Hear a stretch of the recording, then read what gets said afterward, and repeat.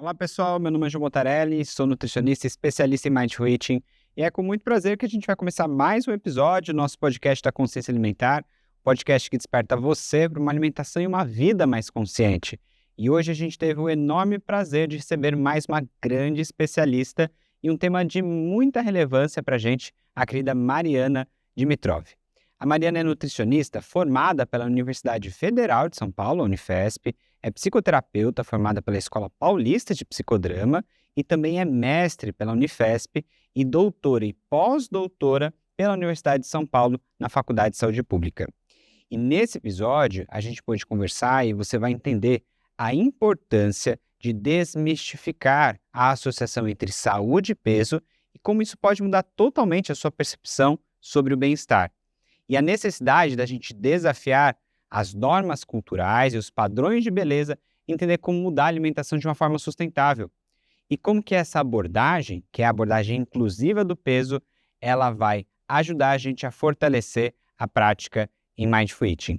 E claro, como essa abordagem, o Health Every Size, que vai ser explicado para vocês nesse podcast, essa abordagem inclusiva do peso pode impactar significativamente as políticas públicas de saúde e educação alimentar e também a saúde mental da população. Já aproveita que você está aqui, curte o nosso episódio, ajude essa conversa a alcançar mais pessoas, é assim que o algoritmo entende, quando você deixa a sua curtida, isso entregue para mais pessoas e, claro, deixa aqui nos comentários as suas dúvidas, as suas reflexões. Eu sempre leio todos os comentários porque para mim é muito valioso saber como que você recebe esse conteúdo e também ler as suas sugestões de quem você gostaria de ouvir aqui no nosso podcast. Então vamos lá para mais um episódio. Então vamos lá começar mais um episódio aqui hoje com uma convidada super especial. Mari, obrigado por você ter vindo até aqui, por dividir o nosso conhecimento com a gente. E eu fico cada vez mais, quando a gente vai elaborar os podcasts, pensando na dificuldade que quem quer buscar uma alimentação adequada, quem quer se relacionar melhor com a comida, enfrenta no dia a dia. E uma delas que eu falo é que existe um conflito de informações que é grotesco, né? As pessoas cada vez estão mais confusas em relação ao que comer, ao que fazer. E hoje a gente vai colocar algumas camadas aí nessa discussão, porque existe uma relação muito grande com o alimento que acaba passando sempre por uma necessidade de controle do peso, da aparência corporal. E ao longo do nosso episódio a gente vai conseguir discutir mais sobre isso, e não quero dar spoiler já, mas existe uma necessidade da gente trazer especialistas que dedicaram muito tempo da sua vida pesquisando, e você é uma dessas pessoas, foi lá, trabalhou muitos anos com pesquisa sobre essa abordagem, sobre esse tema, para ajudar mais pessoas também a levar isso para a população geral. Então, para a gente fica muito lisonjeado de receber você aqui, Mari. E para a gente começar, conta um pouquinho da sua trajetória para a gente, assim, como você chegou na nutrição, por que você decidiu fazer nutrição? Vamos lá. Primeiro, obrigada pelo convite, João. É uma honra estar aqui também. E, bom, eu escolhi a nutrição, na verdade, sendo uma escolha muito fácil, né? Ao longo da minha trajetória escolar, eu sempre me vi interessada por temas que norteavam a nutrição. E por algum motivo, tudo que eu via relacionado à profissão me parecia interessante, né?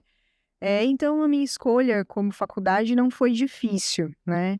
Eu não tive uma segunda opção e eu fui certa ali na minha escolha. Eu acho que a grande questão foi depois que eu entrei na faculdade, que aí, quando eu comecei a me aproximar mesmo do curso, entender o que que era, eu me vi muito descontente, muito desencantada com a profissão. E aí foram bons anos ali de dúvidas, de questionamentos, se eu deveria continuar naquela graduação, se eu deveria buscar outra profissão. Acabei seguindo, bastante desencantada por boa parte do curso. E aí, chegando no final da graduação, eu conheci uma nova professora que tinha entrado no curso, que foi a Fernanda Scaliuzzi. E aí ela começou a falar de uma proposta de cuidado não baseada em dietas, né, numa proposta de cuidado que ia para além das dietas. E esse era o meu grande incômodo enquanto nutricionista. Eu não conseguia me identificar com a dieta como a minha principal estratégia de cuidado. Então, quando finalmente eu pude conhecer uma proposta de cuidado que ia para além da dieta, isso me abriu os olhos e eu falei, bom, eu acho, né, que ainda tem um caminho aqui para mim dentro da nutrição. E aí eu comecei a me aproximar dela, aí veio as propostas, né, de pesquisa, de mestrado, depois doutorado, acabei seguindo até o pós-doc, mas tudo isso veio de um interesse de fazer diferente na nutrição, e eu não me encontrava em outras áreas de atuação, né? Então, assim, na pesquisa eu vi um jeito de me inserir na profissão, e de desbravar, né, de certa forma, esse cuidado sem dietas, e aí especialmente voltado, né, para a população classificada com obesidade.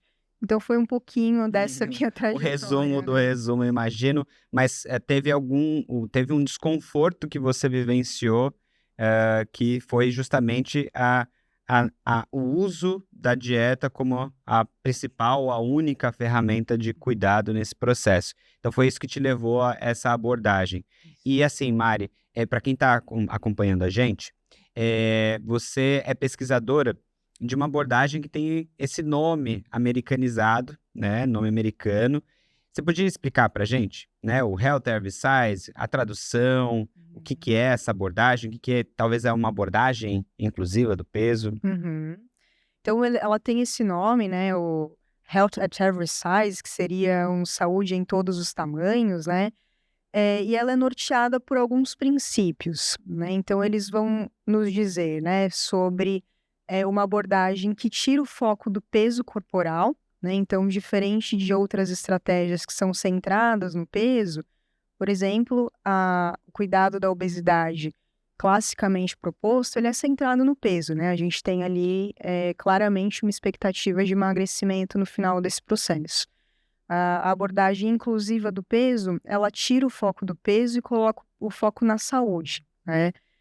E aí ela é norteada por alguns princípios que vão estimular a movimentação do corpo, né? Vai estimular que as pessoas resgatem o prazer de movimentar o corpo, vai estimular que os diferentes tamanhos e formatos corporais sejam respeitados e aceitos, e vai nortear a alimentação por estratégias que não envolvem uma dieta restritiva, né? Então, em linhas gerais, é isso. Boa.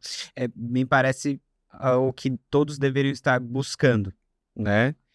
Mas existe uma confusão muito grande quando a gente fala sobre ter uma abordagem para melhorar nossa saúde, nossa alimentação, eh, principalmente para indivíduos em obesidade, que muitas vezes não tenha o foco, a ênfase no peso. Mas isso tem uma explicação muito grande, tanto acadêmica, uma bagagem científica muito importante para a gente entender, né, Mari? E até eu fico pensando assim, teve alguma experiência pessoal que você vivenciou durante essa trajetória que te marcou e falou assim, putz, é isso que eu preciso realmente fazer para ajudar essas pessoas? Teve alguma história, talvez na sua prática clínica, de algum paciente que você teve que te marcou? Olha, João, não teve uma prática clínica, né? Porque enquanto na graduação, né, eu ainda não me aproximava do clinicar mesmo, né? Mas começou a me gerar um incômodo de entrar em contato com a literatura e de ver assim, puxa, realmente a obesidade é uma grande questão, né, de saúde pública. As dietas são amplamente recomendadas, as pessoas estão cada vez mais fazendo dietas e as pessoas não estão emagrecendo, né? Pelo contrário, elas estão cada vez pesando mais, né? Então, alguma coisa do que a gente está fazendo não está dando muito certo. A conta não tá fechando. A conta não está fechando, né? E aí a gente começa a ver também na literatura que as pessoas que passam por um processo, né, com o peso, elas são muito pouco vistas, né, nos cuidados de saúde. Porque como o único foco, né, acaba sendo o peso, e esse processo ele pode ser muito desafiador, né, para algumas pessoas, elas são muito pouco ouvidas, né, são muito pouco cuidadas. A gente vê todos os problemas do estigma de peso também, né, atualmente. Uhum. Então isso começou a me incomodar muito, assim, poxa, se fosse comigo, né, hoje eu não tenho um corpo maior, né, eu não tenho uma classificação de obesidade, talvez um dia eu possa ter, hoje não tenho, né, mas fiquei pensando assim, puxa, se tem uma grande parcela da população que não é vista, que não é olhada, que não é cuidada como deveria estar sendo cuidada, eu acho que eu posso fazer alguma coisa para tentar ajudar nessa construção, né. Então acho que foi muito mais nesse incômodo de ver uma parcela da população, né, expressiva, que não é olhada com o devido cuidado, né. Então acho que foi um pouco esse incômodo com a literatura, de entender que o que era proposto, né, de dieta restritiva não estava gerando os resultados esperados, e que era uma população que, no fim das contas, sofre muito nesse processo, né. Então eu vi ali uma oportunidade para fazer diferente Para mesmo, ajudar, para de fato, ajudar. essas pessoas. E então a gente tem essa problemática que é o profissional muitas vezes é chegar e depositar toda a tua forma, né, se a gente pode chamar isso de forma de cuidado, né, usando dieta, Uhum. né, não compreende muitas vezes outras abordagens que podem trazer benefícios para essa população. A gente tem o paciente confuso também, Uhum. porque hoje é muita informação ao mesmo tempo e a gente não sabe exatamente, o paciente fica muito confuso sobre exatamente o que que é melhor para ele, né? Uhum.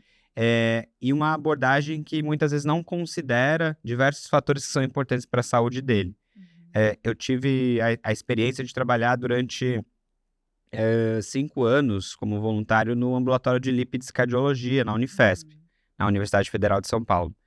E quantos casos eu não tive, não foi só um, foram casos isolados, de pacientes que chegavam para mim.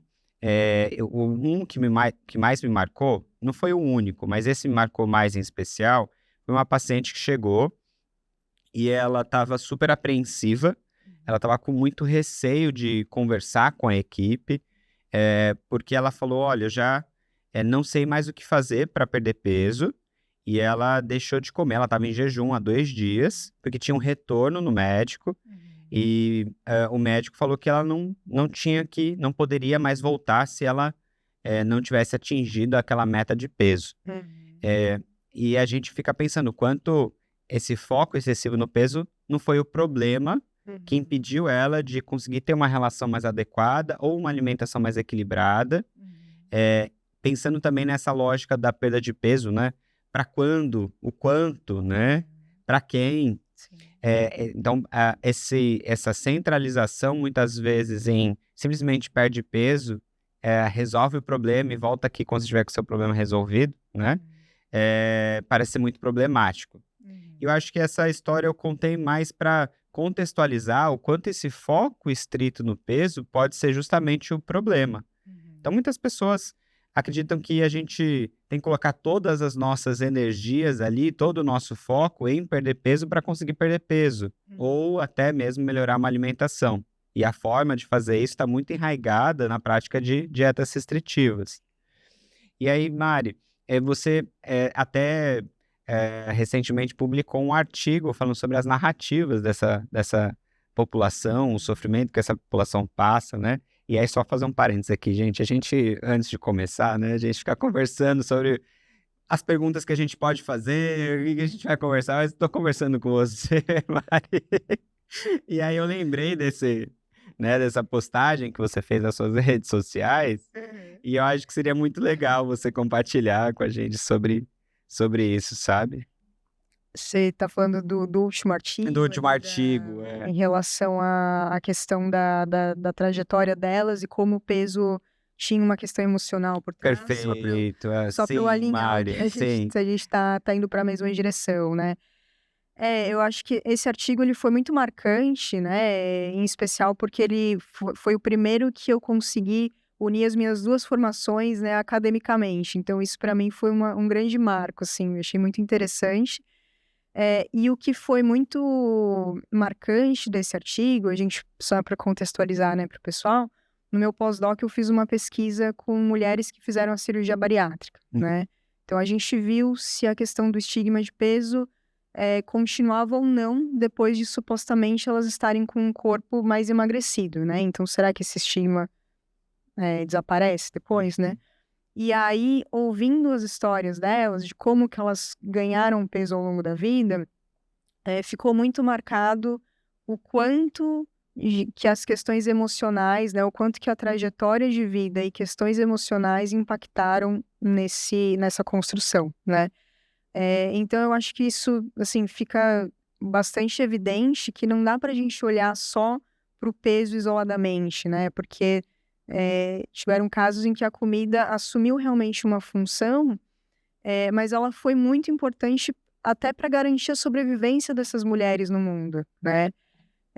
Então, eu acho que o artigo foi um pouco nessa construção, né? Assim, ok, elas precisariam de um suporte ali naquele momento que não tiveram, né? Mas, em contrapartida, a comida, apesar de ter um uso desproporcional, ela teve um papel muito importante para algumas delas, até para sobrevivência mesmo, para elas se manterem no mundo, né? Então, é um processo de bastante sofrimento, né? A gente não sabe o que está por trás, literalmente, Sim. da história de vida de cada pessoa, né? Quando a gente fala sobre peso, a gente tem muito essa visão estigmatizada, principalmente do corpo gordo, de que é um indivíduo sem motivação, um indivíduo que não tem foco, não tem força, que se quisesse era só fechar a boca e treinar, mas que resolveria o problema, né? Mas por trás disso, né, a gente vê que existem todas essas camadas emocionais que essas pessoas convivem, né? E todo esse preconceito para ser combatido também. Então, pensando muito na abordagem inclusiva do peso, né? A gente vai usar esse nome, né, Mari, para ao invés de falar o tempo todo Health Every Size, eu acho que vai ser mais fácil a gente chamar de abordagem inclusiva do peso. E também a gente ter uma abordagem livre de preconceitos. A gente pode dizer isso, Mari, que essa abordagem poderia ajudar os profissionais, a saúde pública, a atuar de uma forma não preconceituosa ou combater esse estigma? Com certeza, João. A abordagem inclusiva do peso, eu comentei que ela tem alguns pilares, né, que norteiam essa abordagem, e um deles, recentemente, eles incluíram o combate ao estigma relacionado ao peso corporal, né? Então, sim, eu acho que é uma abordagem que pode ser usada com força, né, em relação a esse ponto específico, e acho que cada vez mais os profissionais têm aumentado a atenção para essa questão do estigma de peso, né? Porque quando a gente fala de estigma, a gente fala de exclusão, inclusive de exclusão de cuidados em saúde, né? Como você mencionou. O paciente que você estava acompanhando, ele foi privado, né, de um acompanhamento porque ele não perdeu determinado peso lá, né? Então, o estigma, ele afasta as pessoas do cuidado, né? Então, quanto mais a gente conseguir fazer com que as pessoas entendam os malefícios do estigma e que ele também contribui para manter a obesidade, mais a gente vai conseguir ir avançando para realmente não, né, combater esse estigma mesmo. Perfeito. E é curioso, né, Mari, para não dizer outra palavra, porque eu já, às vezes, fico irritado, literalmente, fico irritado, fico desconfortável, porque eu vejo muitos profissionais com um discurso de uma atuação baseada em evidências, e a gente já sabe, já tem vários posicionamentos deixando muito nítido para a gente o quanto essa atitude estigmatizante frente ao indivíduo é prejudicial para o cuidado dele, né?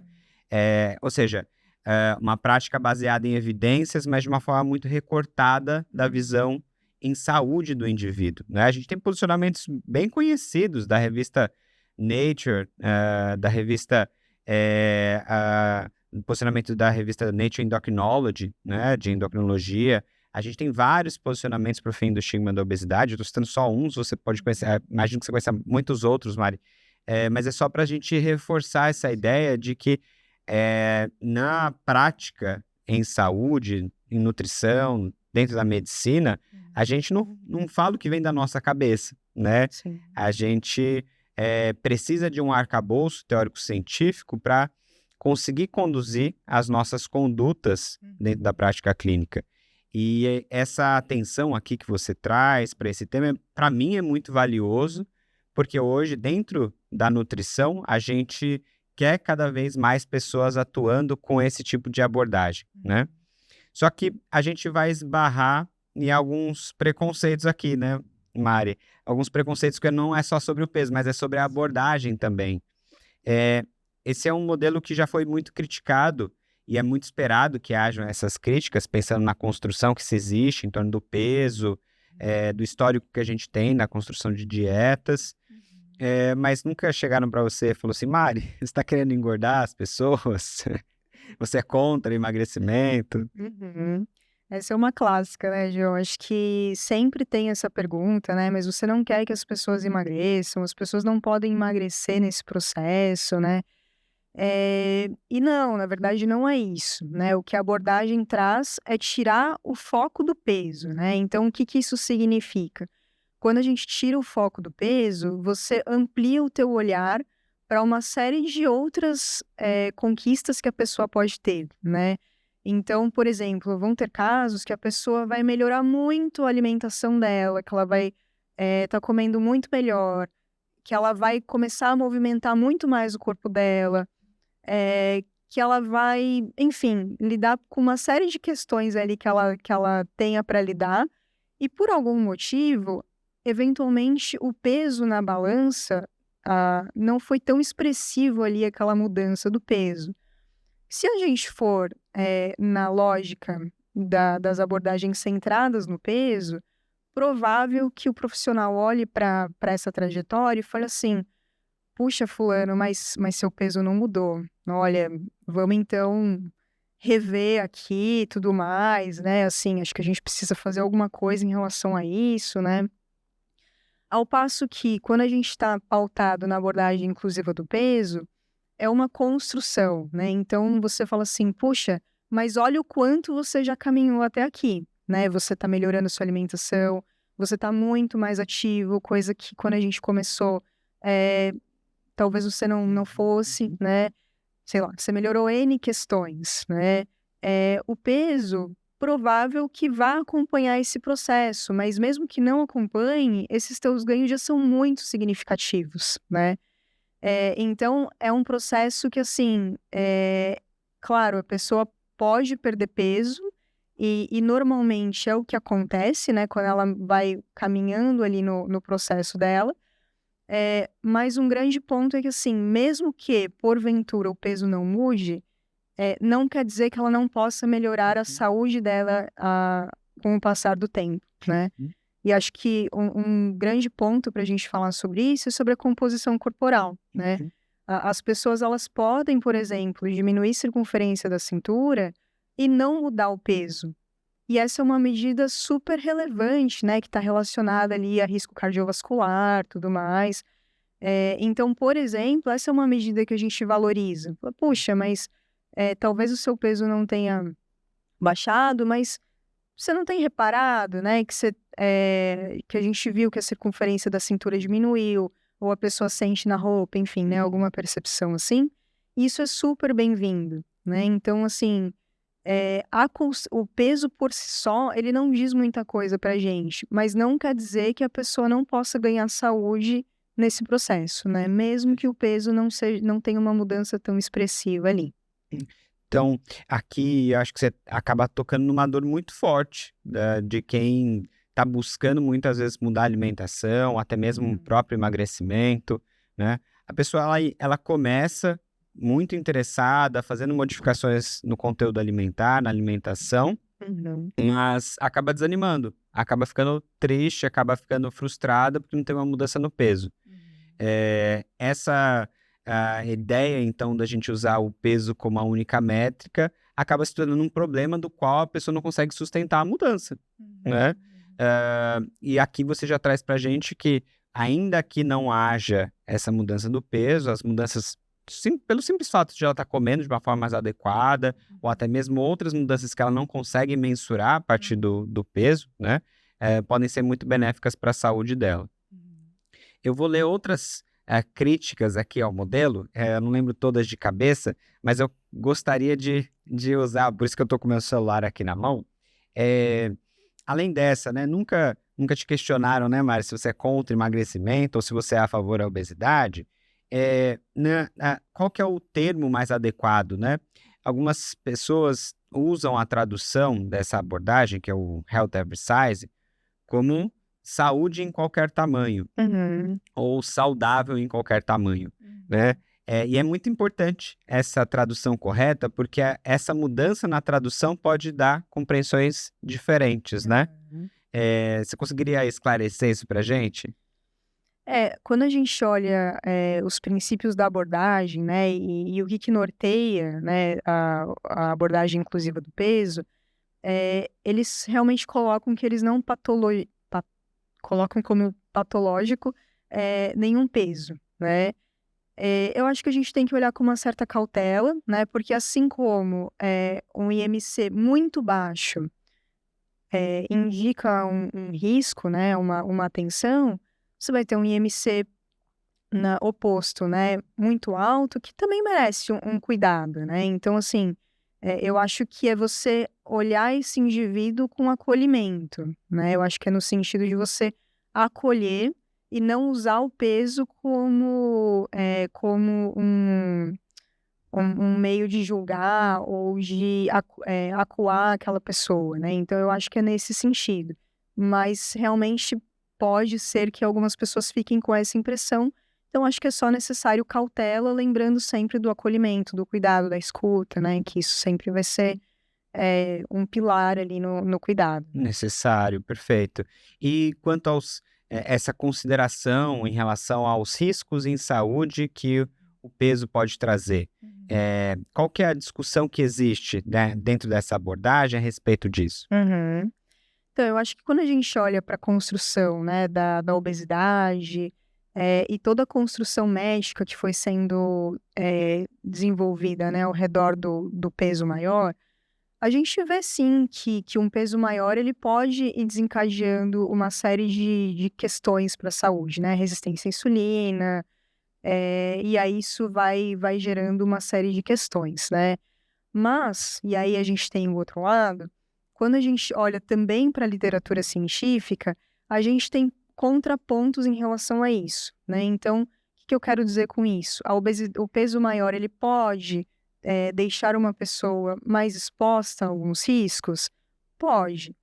Ao passo que, se ela tiver bons hábitos, né, de vida, muitas pessoas são consideradas, né, esse é um termo um pouco polêmico na literatura, Hum. mas seriam as pessoas metabolicamente saudáveis, né. Uhum. Então são pessoas que têm uma classificação de obesidade, mas elas não apresentam os riscos associados à obesidade, né. Então tem ali, não apresentam resistência à insulina, estão com a pressão arterial dentro dos valores de normalidade, então Parâmetros cardiometabólicos, eles para estão adequados. parâmetros cardiometabólicos adequados, né.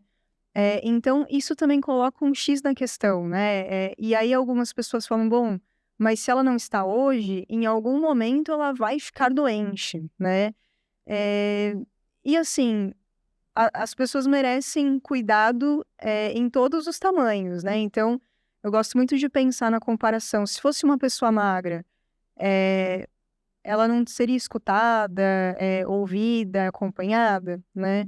Então acho que quando a gente olha para uma pessoa que pesa mais, se ela está apresentando um perfil metabolicamente saudável, ela vai continuar com os bons hábitos dela, né, se ela está nessa construção, e a tendência é que ela se mantenha nesse padrão, né. Então assim, isso é um ponto de divergência, né, em relação a essa literatura que coloca automaticamente a pessoa classificada com obesidade como doença, e a gente põe um questionamento sobre isso, né. Se ela tem um perfil metabolicamente saudável, a gente não pode dizer que ela está doente, e aí ela vai ser acompanhada como qualquer outra pessoa deveria ser. Perfeito, perfeito. É não rotular, né, esse corpo e estigmatizá-lo de fato, porque isso acaba sendo uma estratégia ou uma intervenção muito estigmatizante para o indivíduo, né. E eu fiquei pensando muito na prática, sabe. Então vamos tentar explicar para quem está, acompanhando a gente, como seria um cuidado nutricional, né, como seria um cuidado ou uma abordagem inclusiva do peso na prática. Se não tem dieta, o que que faz, né? Se você quiser também trazer os dados da sua pesquisa. Legal, João. Então, como é que é, né, esse cuidado sem dietas? Então, eu sempre explico para a pessoa, né, que em geral, né, o meu processo de cuidado ele não envolve uma dieta, e aí eu conto, né, um pouquinho como é que é essa construção. Então, assim, em linhas gerais, né, o que eu conto assim, olha, A gente começa, em geral, a gente começa organizando a casa, né? Então, assim, a gente vai ver o que que você come, o que que você coloca no prato, como que você organiza o seu dia, como é que você se planeja, né? E a partir daí, já tem uma série de mudanças que, eventualmente, a gente pode fazer, né? Então, eu tendo a começar por aí, porque eu não conheço muita pessoa, a gente está começando a se aproximar, né? Com o passar do tempo, a gente vai ampliando essas estratégias e vai dando ferramentas para que aquela pessoa tenha autonomia com a alimentação dela. Eu acho que, no fim das contas, o que eu quero no final de um processo, né, de um acompanhamento nutricional, é que aquela pessoa não precise mais de mim, né, que ela tenha autonomia para lidar com as escolhas alimentares dela. Então, a gente vai falar como que ela entende quando ela deve começar a comer, quando ela deve parar de comer, né? Que sinais que o corpo dela dá para ela perceber essas nuances. Como que ela faz para lidar com as demandas ambientais, né? Que a gente tem de propaganda, iFood, uma série de coisas aí. Redes sociais. Rede social, né? Que vão gerando uma série de fatores que mudam, né? Ou que nos estimulam a comer determinadas coisas que a gente nem se dá conta, né? Como que essa pessoa pode lidar com situações sociais que envolvem o comer dela, né?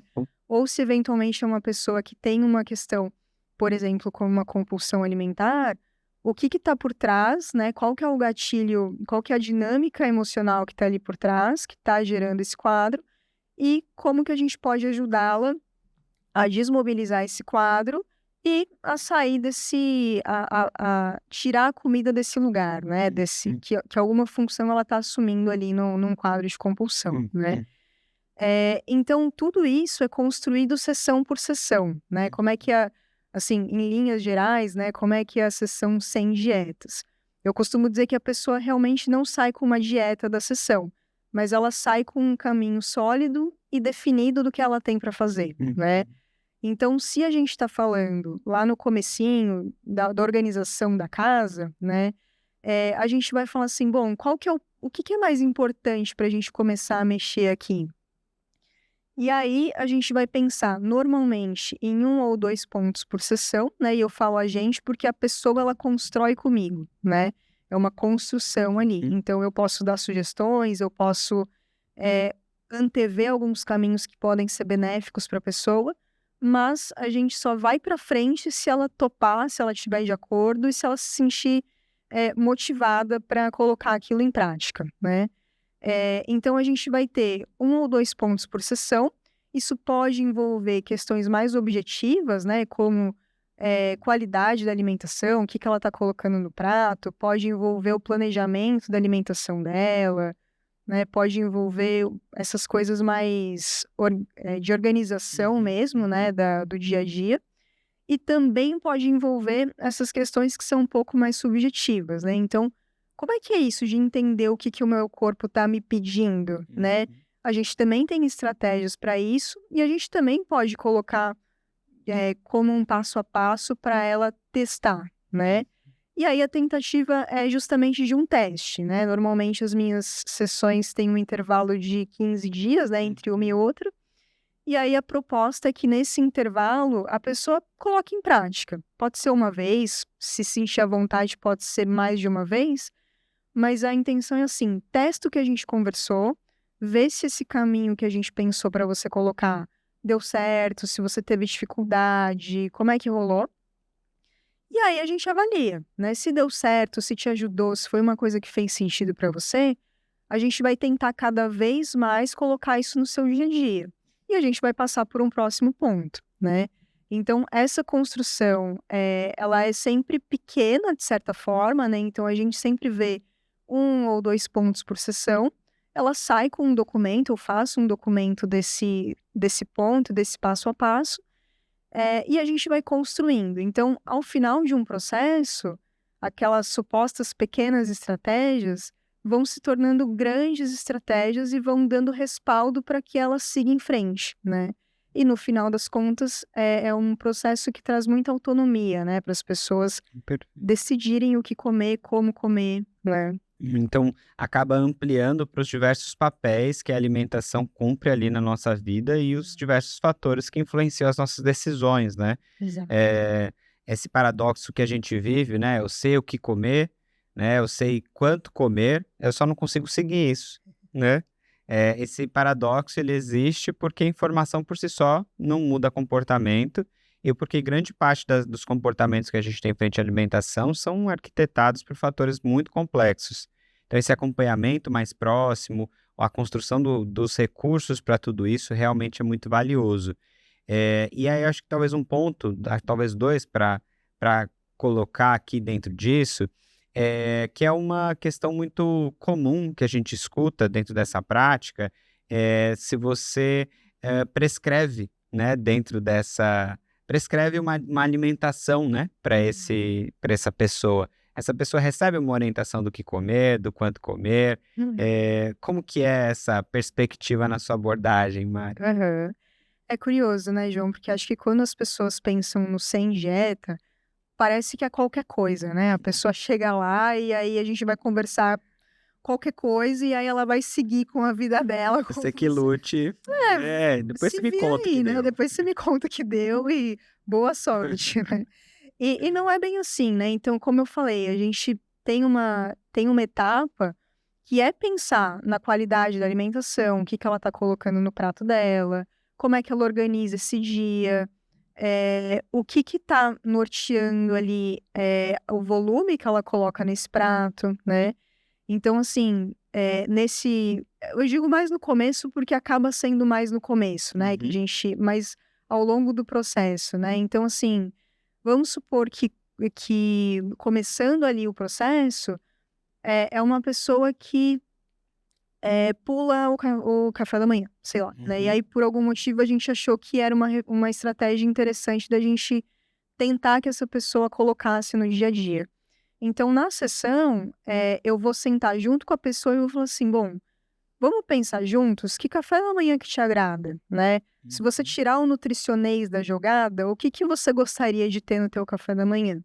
E aí a pessoa vai me dar as ideias dela, eu vou complementar, né? Eu posso assim, olha, gostei da tua ideia, contribuo de tal e de tal forma, acho que a gente pode pensar nisso que você falou. Você já pensou em tal coisa? Então, eu contribuo também, né?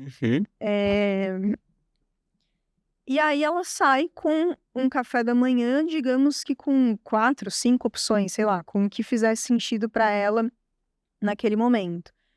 Então sim, eu posso ajudar nessa construção, né, o papel que ela vai sair, não vai ter lá quantas calorias tem no café da manhã dela, mas ela vai ter, quais são as opções que a gente pensou que ela concordou comigo que são bem-vindas para aquela tentativa.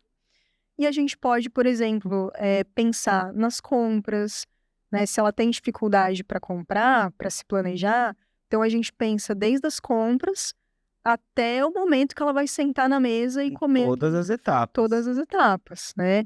Então, isso vale para todas as refeições. De repente, a gente precisa incluir um grupo alimentar em alguma refeição, então a gente vai pensar como que a gente vai incluir, que preparação que ela vai fazer, quem que vai ajudar, né? Ela que vai preparar, ela vai comprar de algum lugar, alguém da família vai ajudar ela a fazer, né? Então, assim, Uhum. tudo isso é construído dentro daquele caminho que eu falei, né? Um caminho sólido e concreto para ela, envolve todos esses racionais, né? Inclusive, eventualmente e muitas vezes, dar esses direcionamentos do que ela vai comer ou quais são as opções que ela poderia ter para comer, Uhum. né? Se é uma pessoa que não tem referência nenhuma de quantidade, eu posso dar uma sugestão, né? Eu posso falar assim, olha, em geral, pode ser que essa quantidade funcione, mas a gente vai sempre estimular que você se perceba, né? Então, assim, use como uma referência e aí depois conversando, estimulando, ela pode decidir. Isso é suficiente para mim? Eu posso comer um pouco mais, um pouco menos do que isso? Então, sim, a gente pode dar um norte, mas sim, eu prefiro ver como um norte do que como uma orientação categórica ali, que ela precisa comer É aquilo e ponto final. aquilo e ponto final. Então, é essa construção, né, que vai sendo feita. E eu imagino e vejo, né, como uma forma muito cuidadosa de facilitar esse processo na prática clínica, porque a gente vai entendendo que nós, como profissionais, carregamos essa figura de autoridade dentro do que a gente faz, né? E sem perceber, muitos profissionais muitas vezes não têm esse cuidado com essa responsabilidade, com o peso que existe nessa orientação, do quanto ela pode impactar negativamente na alimentação ou na saúde do indivíduo. Então, para mim faz muito sentido a gente conseguir ajudar a pessoa a se perceber nesse movimento e construir recursos para que ela consiga fazer melhores escolhas e a gente ser como um norteador ali do processo, né, Mari? E aí vamos trazer outros pontos aqui. Antes dos podcasts, eu faço algumas enquetes no meu perfil do Instagram, no @joaomontarelli_. E lá, nessas enquetes, eu pergunto, né, as curiosidades ali sobre essa abordagem. E uma das enquetes que eu fiz, a maior parte das pessoas que me seguem são profissionais, são nutricionistas. Claro, o público geral me segue, tem muitos psicólogos também, psiquiatras, mas a maioria é nutricionista, né? E eu perguntei ali dos nutricionistas quem conhecia essa abordagem. E a maior parte respondeu que não conhece, né? Que não conhece essa abordagem, que não sabe o que é essa abordagem. Mas o que explica isso hoje? Você conseguiria nos ajudar a entender, a fazer essa interpretação? Por que você acha que as pessoas têm tanto desconhecimento ainda dessa abordagem? É uma boa pergunta, né, João? Eu não sei se talvez uma forma da gente pensar seja um pouco o próprio racional, né, de construção mesmo em relação ao peso, que acho que um pouquinho atrás a gente comentou sobre isso, né? A gente não replica determinados conteúdos e saberes do nada, né? Isso tudo tem uma construção para isso, né? E aí a gente pensa nas formações em saúde, né? Que, assim, com raríssimas exceções, não falam da obesidade trazendo pontos de reflexão, né? Sobre o peso. Será que o peso é uma boa medida mesmo? Será que o peso é a única medida de sucesso que a gente deveria ter? O questionamento sobre o IMC, né, Marlene? Desculpe te interromper, mas se você quiser até trazer essa pontuação, eu acho ela muito relevante, né? O IMC é a medida utilizada de categorização a respeito disso, e que tem várias problemáticas, né? Sim. Né? Então, acho que vai um pouco totalmente nessa linha, né? Então, assim, será que o IMC é um bom parâmetro, né? Será que o peso é o único parâmetro que a gente pode ter, né? E aí a gente vem para as propostas de cuidado que, num processo de graduação, como eu, assim, posso estar errada no meu radar, mas, assim, do que eu conheço, eu diria que 99% das formações vão focar na estratégia restritiva, né? Focando ali na perda de peso como um ponto final ali do processo, né? Então, eu acho que, assim, a gente vem de uma construção de formação, que aí a gente passa pelos professores, né? Quem está ensinando, quem está recebendo essa informação, e aí as pessoas talvez não tenham muitos espaços para ouvir sobre isso de outra forma, né? Então, elas estão muito carregadas ali do discurso que elas ouviram, então, replicando o que elas conheceram, né? De certa forma, isso explica um pouco essa linha, né, histórica aí, e talvez seja por isso que esse desconhecimento venha, né? Como assim falar sobre não focar em peso quando a gente está falando de obesidade, né? Obesidade é a maior coisa que mais cresce no mundo. Tiraram um parafuso dessas pessoas, né? Como assim? Né? Porque justamente vem o discurso de você estar estimulando a obesidade, né?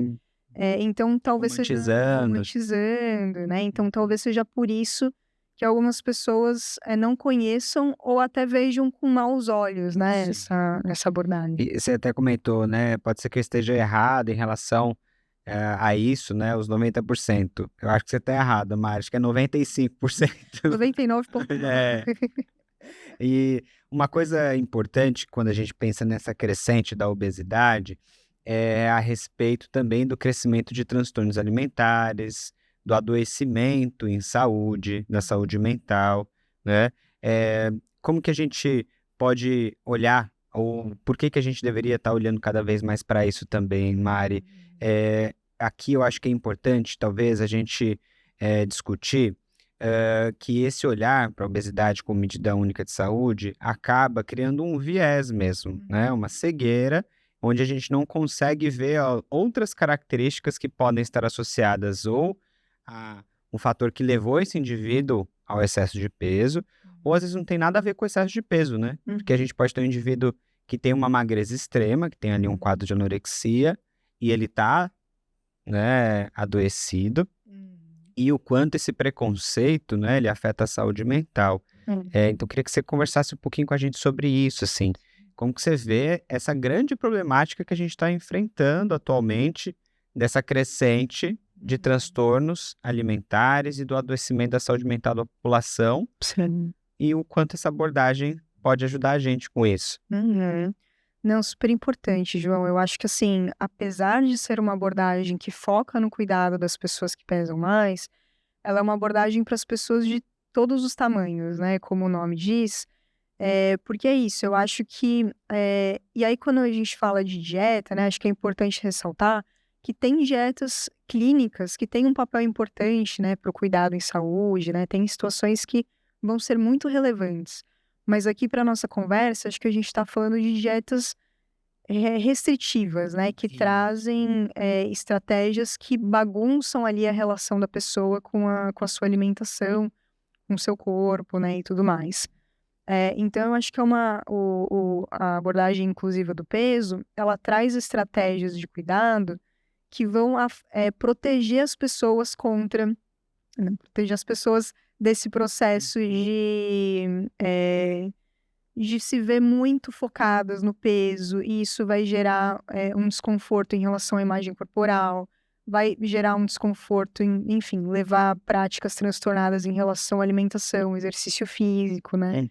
Então, as pessoas no meu consultório que não são classificadas com obesidade, que chegam lá, é a mesma abordagem que eu uso, né? Então, ela vem super ao encontro aí de proteger as pessoas de uma relação conflituosa com a alimentação, que na verdade é o que a gente mais vê por aí, né? Com certeza. E eu fico imaginando, assim, que muitas pessoas que assistem, né, esse conteúdo, eh, podem sofrer de estigma e não sabem disso, Uhum. né? Eh, Você consegue trazer para a gente sintomas de que a pessoa sofre de um estigma ou até o que a gente conhece como estigma internalizado? As pessoas às vezes estão tão dentro do estigma que não conseguem perceber que ele existe, porque elas já criaram uma identidade em torno do corpo ou da própria imagem que elas acabam se auto-criticando, se rotulando, estigmatizando. Conta um pouquinho pra gente sobre isso, Mar. Nossa, o tema do estigma é super complexo, assim. Acho que se eu puder dar uma sugestão, né, para as pessoas que estão nos assistindo, nos ouvindo, entendam sobre estigma de peso, sim, porque eu acho que isso, se você entender o estigma de peso e o quanto isso prejudica a saúde das pessoas, você já é um profissional melhor, assim, né? Acho que isso já é um ponto que você está saindo na frente, né? E realmente, né, as pessoas, principalmente essas que vivem uma trajetória bastante carregada, né, com o peso. Então, vamos pensar numa pessoa que tem obesidade, que passou por profissionais que passaram dieta para ela a vida inteira, né? Então, assim, ela tem normalmente uma visão desse corpo muito negativa, né? E aí eu acho que pontos que deixam um alerta, né, que essa pessoa foi internalizando esse estigma, é quando ela começa a concordar, né, com as conotações pejorativas, né, que podem vir atribuídas a esse corpo. Então, assim, vou falar aqui de uma forma estigmatizante, tá? Mas só para ilustrar. Então, uma pessoa que fala assim, puxa, eu sou gorda mesmo, eu não tenho vergonha na cara, eu tenho que parar de comer, eu não consigo fechar a boca, eu deveria me matar de fazer exercício,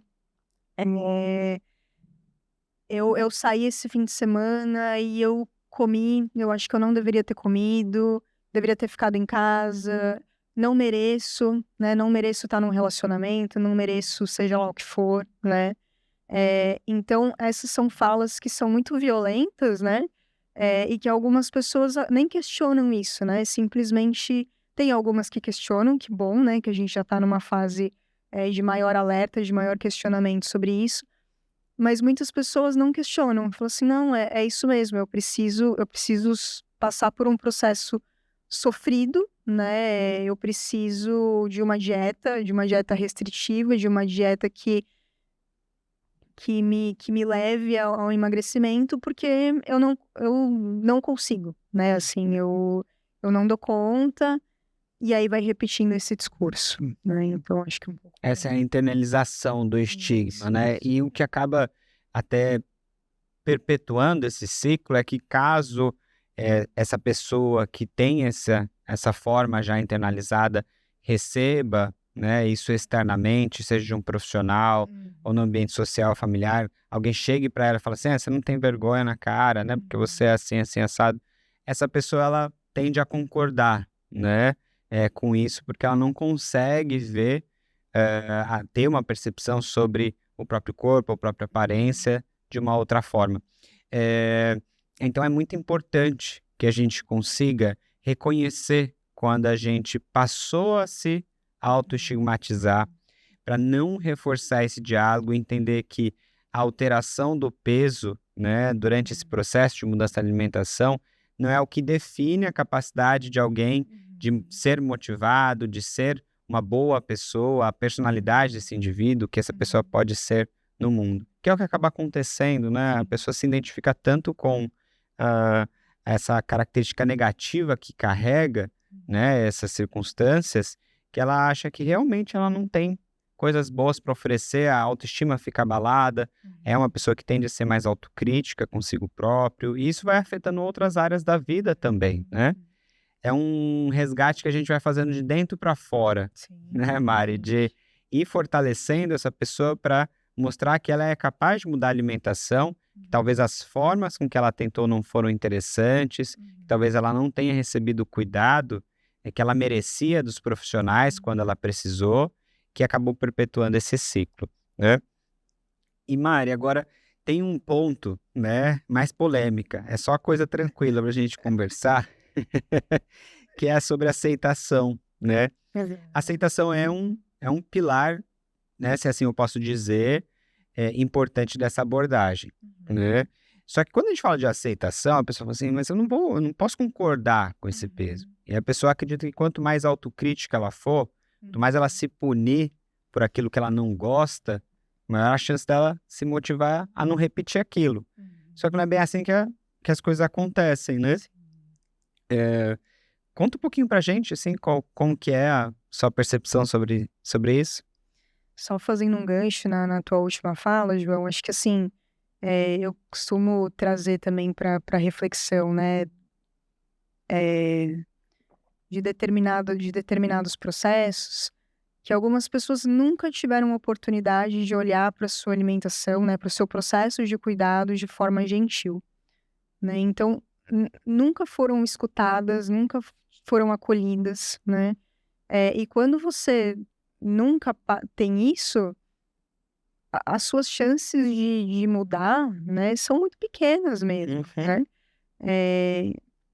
E aí, em relação à aceitação, né, acho que é um ponto interessante para a gente discutir, porque esse era um dos pilares da abordagem inclusiva do peso, né? E eles tiraram esse princípio, né? Então, a gente tem, sim, um pilar de aceitar e respeitar a diversidade dos tamanhos corporais, né? Mas tinha um princípio de incentivar a aceitação, uma imagem corporal positiva, né? Ok, Que vai um pouco na linha do body positive, né? sim. É, A aceitação não saiu, o que mudou foi a aceitação da imagem corporal da imagem corporal positiva, positiva. né? Uhum. E acho que isso é um ponto interessante da gente pensar, até trazendo uma certa crítica, né, ao movimento do body positive, que sim, acho que é super positivo a gente ter as potências, né, das mudanças que vem acontecendo por isso, né? Mas acho que um ponto para a gente pensar aqui também é que o estigma ele é tão enraizado na nossa sociedade, né? Ele é tão perverso e está em tantos lugares, né? Ele está até nos ambientes, né? Ele está até nas cadeiras que as pessoas sentam, no ônibus, na catraca do ônibus que as pessoas pegam, né? Uhum. Tá enraizado nos profissionais de saúde, nas famílias, né? Tá enraizado, né? Então, assim, eu acho que o body positive e você colocar a aceitação de uma imagem corporal positiva, eu acho que você coloca a responsabilidade no indivíduo, né? E claro, a gente tem que fortalecer essa pessoa para ela viver nesse mundo que estigmatiza mesmo. E ele pode ser muito cruel, né? Uhum. Eu lembro de uma paciente que contou que ela não pôde ir num teatro porque as cadeiras não comportavam o tamanho corporal dela, né? Uhum. Então isso é de uma violência enorme, né? Então, assim, eu não tenho como dizer para essa pessoa, imagina, não fica chateada com isso, né? É, tem né, você é muito mais do que... E é óbvio que ela é muito mais do que isso, Uhum. né?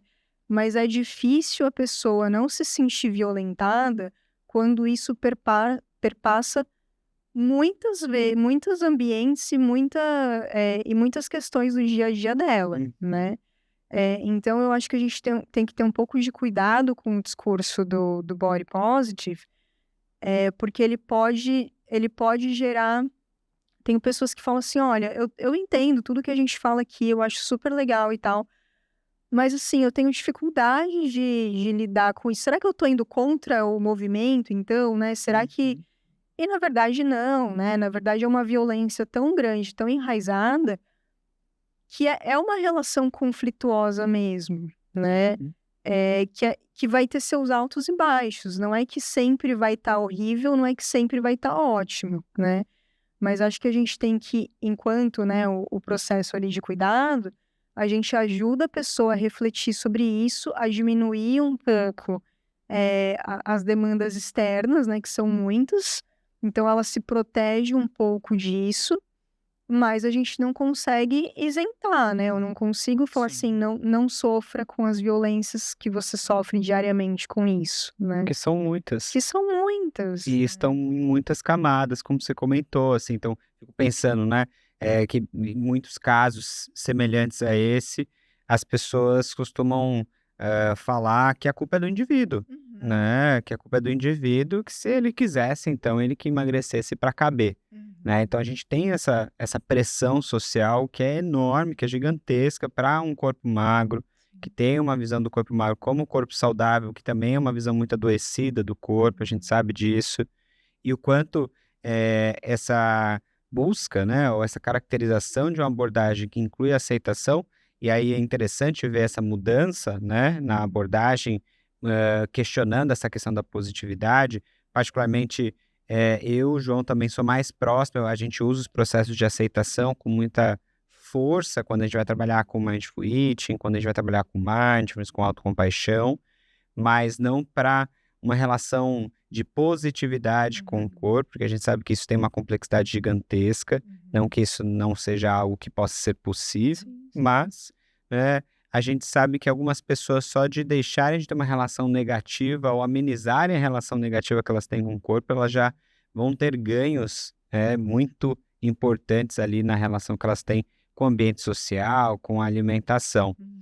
E a pergunta aqui, para a gente ir direcionando, Mari, é o quanto essa abordagem, né, inclusive a do peso, ela é importante para quem tem interesse em trabalhar com mindful eating, para quem, qual que é o papel, como ela pode contribuir para essa abordagem. Uhum. Eu, assim, acho que na questão do corpo, né, eu costumo pensar numa visão neutra, né? E ela vai construir a partir disso, podendo melhorar sim, né? Não é que não tem melhora, né? Acho que eu não queria deixar essa impressão, né? Que não pode melhorar, mas é mais para não ficar, porque fica numa zona um pouco utópica, né? De vou chegar num lugar em que eu nunca mais vou ter questões com o meu corpo e não é bem assim que funciona, né? Em relação ao Mindful Eating, né? Eu acho que ele vem muito para contribuir. Inclusive, foi um dos pilares que a gente usou para montar a nossa intervenção, né? A gente, nas minhas pesquisas, a gente fez uma intervenção voltada para mulheres classificadas com obesidade, em que elas passavam por uma intervenção, né, baseada nessa estratégia sem dietas, e o cuidado nutricional era sem dietas, e um dos pilares era o Mindful Eating, né? Então, vem super para somar, né? Eu acho que toda essa parte de consciência, de ajudar a entender os sinais do corpo, né? Que está muito também vinculado ao Intuitive Eating, a comer sem julgamento, né? Então, eu acho que todos os princípios do Mindful Eating se alinham muito com a abordagem inclusiva do peso, e quando as pessoas conseguem conectar, né? Uma abordagem está dentro da outra, né? Nesse caso, né? Sim. Então, quando elas conseguem realmente se aprofundar nisso e guiar o seu cuidado nutricional baseados nesses pilares, eu acho que tem muito a somar e muito a acrescentar. Perfeito, Mari. Porque o que acaba acontecendo é que muitas pessoas querem usar ou conhecer técnicas para justamente dar um jeito de controlar a comida, de se livrar da perda de controle. Só que a gente sabe que isso tem muitas camadas, né? Seja um comer emocional, seja uma compulsão alimentar. E se a gente não refletir sobre a relação que a gente tem com o nosso corpo, fica muito difícil da gente construir uma relação diferente com a comida. Então, para mim, faz muito sentido essa abordagem, o quanto que ela soma para o Mindful Eating, justamente por conta disso. Por nos resgatar e nos lembrar que se a gente não tiver uma abordagem inclusiva do peso, a gente não vai conseguir praticar o Mindful Eating. A gente não vai conseguir ter profundidade e nem avançar nessa prática no nosso dia a dia. Porque a gente vai ficar pensando muito o quanto que eu deveria comer, o quanto que eu deveria deixar de comer, ou vou tentar comer, sei lá, fazer a prática do chocolate, que é muito conhecida, né?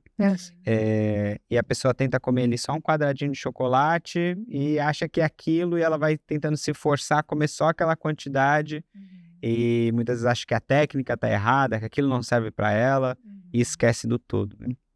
Exato. Muito bom, Mari. Mari, a nossa conversa foi muito boa. Muito obrigado pela oportunidade de vir dividir todo o seu conhecimento aqui com a gente. Na verdade, não foi todo, né? Mas todo esse conhecimento que você compartilhou.